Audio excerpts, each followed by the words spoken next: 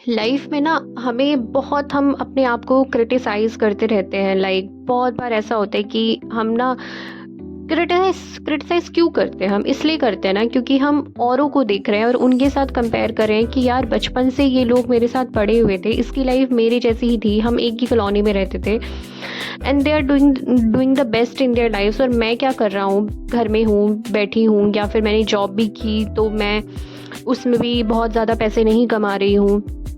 बहुत कुछ हम सोचते हैं कि हमारे रिलेशंस अच्छे नहीं हैं, या फिर आपकी लाइफ में कोई था जिसको आपने खो दिया, ब्रेकअप, या यू लॉस्ट समबडी, एनीथिंग, बहुत सारी चीज़ें हुई। आप हमेशा खुद को ब्लेम करते हो कि शायद मुझ में ही कोई कमी है। आप सेल्फ डाउट के लूप में चले जाते हो। तो बहुत सारे ऐसे इंसिडेंट्स होते हैं जहाँ पे आप ना खुद को क्वेश्चन करने लगते हो कि यार मैं कुछ कर भी पाऊँगी लाइफ में कि नहीं। और ये चीज़ आप एक बार नहीं कर रहे हो, ये हमेशा से ही आप करते आ रहे हो, है ना।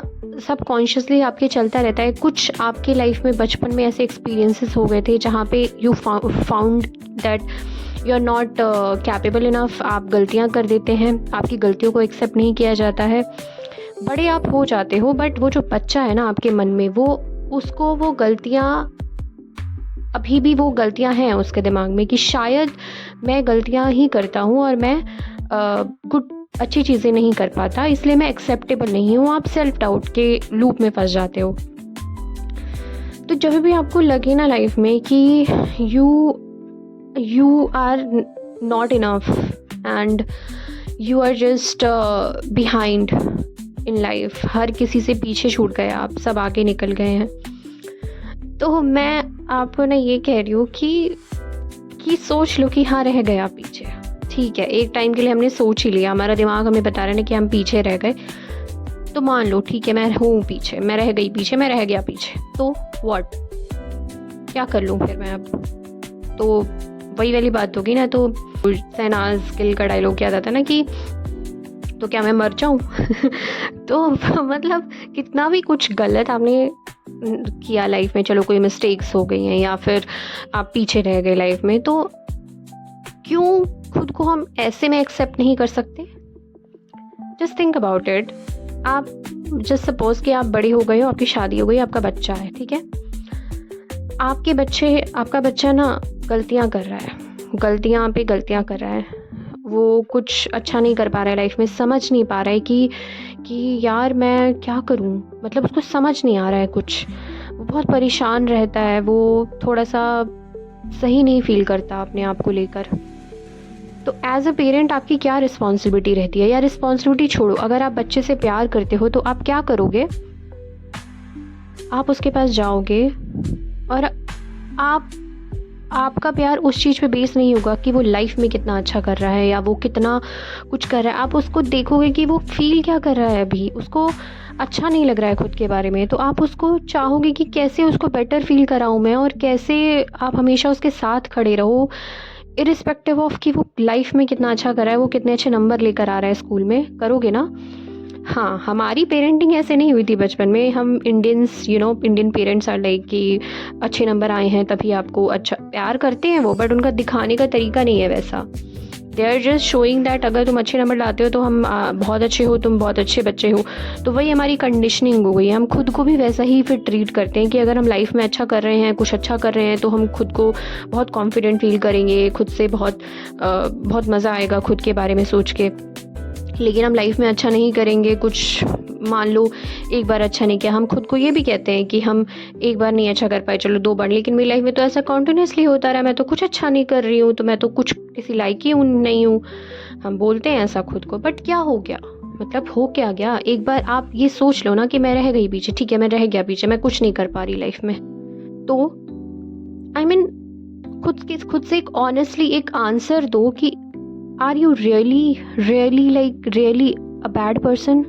क्या आप हमेशा दूसरों के बारे में गलत सोचते रहते हो? क्या आपकी इंटेंशन हमेशा रॉन्ग होती है? क्या आप ऑनेस्ट नहीं हो?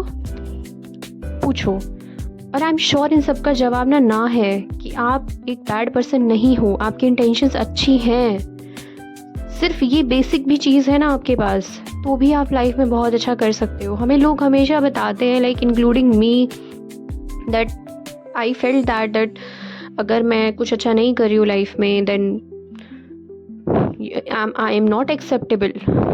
बट अगर और लोग हमें एक्सेप्ट नहीं कर रहे हैं वैसे, या एनी हाउ लोग उस चीज़ को, हमारे जो क्लोज वंस हैं उस चीज़ को रिकॉग्नाइज नहीं कर पा रहे हैं एक point of time in life पे, तो क्या हम खुद को भी उसी नज़रों से देखें कि मैं नहीं अच्छा कर पा रही तो मैं तो प्यार के लायक ही नहीं हूँ, मैं तो एक्सेप्टेंस के लायक ही नहीं हूँ, I don't deserve the love.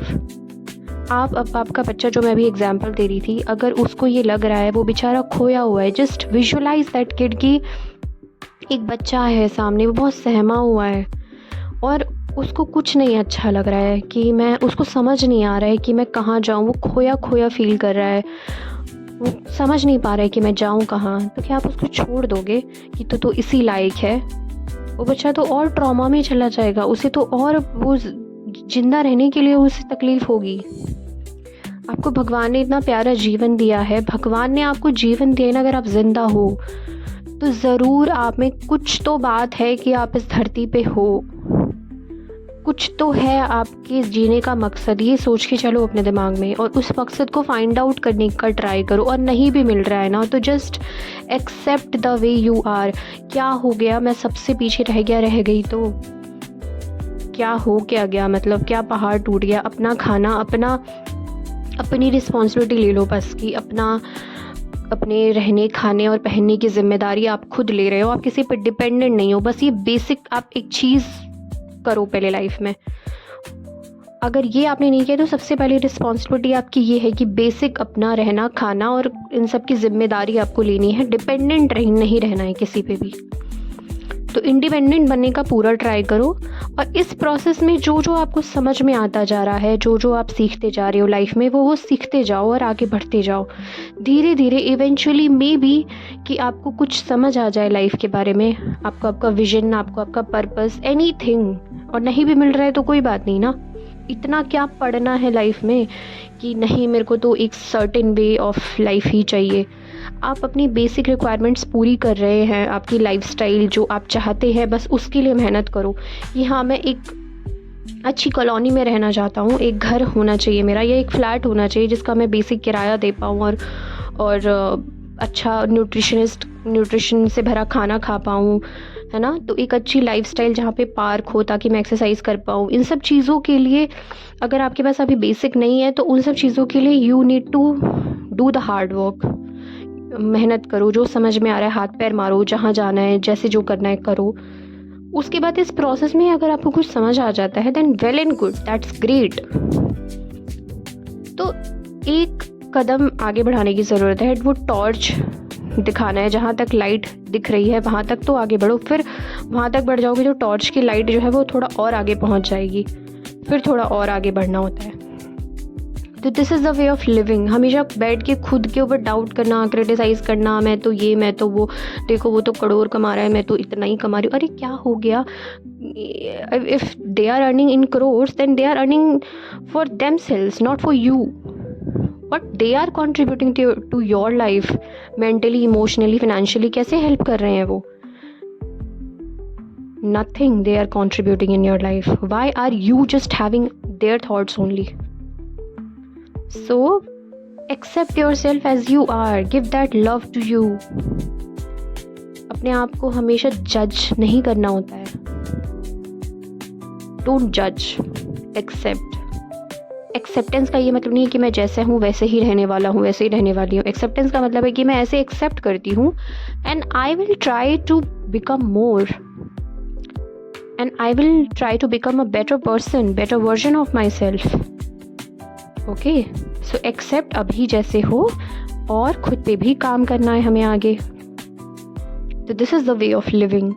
हमेशा बैठ के खुद को क्रिटिसाइज़ करना, खुद के बारे में बुरा सोचना, ये सब बहुत कर लिया आपने, और अभी भी करना है तो कर लो, लेकिन रिजल्ट कुछ नहीं मिलेगा। एक्सेप्ट करो, खुद से प्यार करो, जैसे आप चाहते हो ना कि और लोग आपको समझे, प्यार दें। आप उस बच्चे को देखो जो आपके अंदर है। आप अब इतने बड़े हो चुके हो, एडल्ट हो चुके हो, जो चीज़ों को समझ सकते हो, तो आप उस बच्चे को प्यार दे दो ना, आपको औरों की ज़रूरत ही नहीं पड़ेगी। Okay, I hope you get a message from this voice note, and I hope that you lead a good life, you live a good life. All the best. Thank you so much for listening to me, and bye bye. Take care.